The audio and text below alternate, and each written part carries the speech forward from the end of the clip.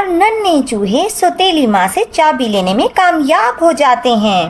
لیکن ابھی ایک اور امتحان باقی ہے، کیونکہ سنڈریلا کا کمرہ تو بہت اوپر ہے اور یہ بھاری چابی اٹھا کر وہاں جانا ایک بہت بڑی مہم۔ لیکن ننھے چوہے ہار ماننے والے نہیں ہیں۔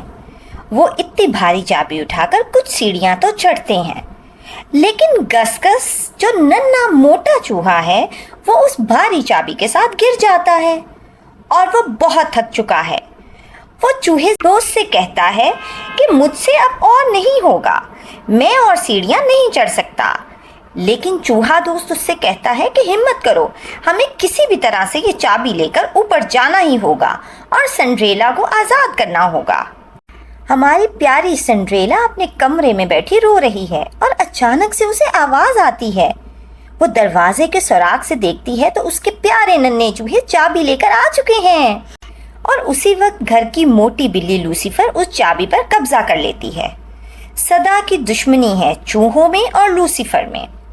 سنڈریلا بہت منت سماجت کرتی ہے کہ لوسیفر چھوڑ دو، یہ چابی کو چھوڑ دو، مجھے اس وقت اس چابی کی بہت ضرورت ہے۔ لیکن لوسیفر ہی کیا جو اس بات سن لے، اور پھر چوہوں اور بلی میں وہی چوہے بلی والی لڑائی ہوتی ہے۔ چوہوں کے چھوٹے دوست اپنے ہتھیار لے کر وہاں پہنچ جاتے ہیں اور لوسیفر کے ساتھ خوب لڑائی کرتے ہیں۔ اتنے میں سنڈریلا کو خیال آتا ہے کہ گھر کا وفادار کتا برونو ہی ہے جو لوسیفر کو بھگا سکتا ہے، اور وہ چڑیوں سے کہتی ہے کہ جاؤ برونو کو اٹھا کر لاؤ، اور برونو وہاں پر خواب خرگوش کے مزے لے رہا ہے۔ وہ گہری نیند سویا ہوا ہے۔ چڑیاں لاکھ کوشش کرتی ہیں کہ اسے جگائیں اور اسے بتائیں کہ سنڈریلا کو اس کی ضرورت ہے، اور اندر کمرے میں سنڈریلا کی سوتیلی بہنیں پوری کوشش کر رہی ہیں کہ کسی طریقے سے وہ گلاس سلیپر انہیں پورا آ جائے۔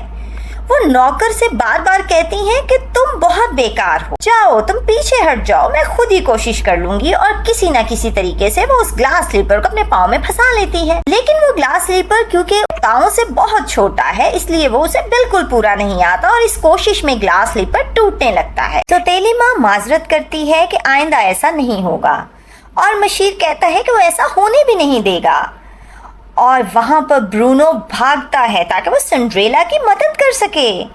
برونو بیچارہ بہت کوشش کر کے سنڈریلا کے کمرے تک پہنچ جاتا ہے، اور وہاں وہ دیکھتا ہے لوسیفر کو، موٹی کالی بلی، اور گھر میں صرف برونو ہی ہے جس سے لوسیفر ڈرتی ہے۔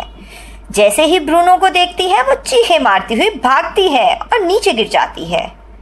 آخرکار ننھے چوہے چابی لینے میں کامیاب ہو جاتے ہیں۔ اب وقت ہے سنڈریلا کو آزاد کرنے کا۔ مشیر سوتیلی ماں سے پوچھتا ہے کہ کیا گھر میں کوئی اور لڑکی ہے، اور سوتیلی ماں کہتی ہے نہیں۔ اس پر مشیر کہتا ہے کہ ٹھیک ہے اب اسے جانا چاہیے، لیکن اچانک سے ایک آواز آتی ہے رکیے، اور ہم کیا دیکھتے ہیں کہ سنڈریلا جو اپنے کمرے سے آزاد ہو چکی ہے وہ سیڑھیاں دوڑتے ہوئے نیچے آتی ہے۔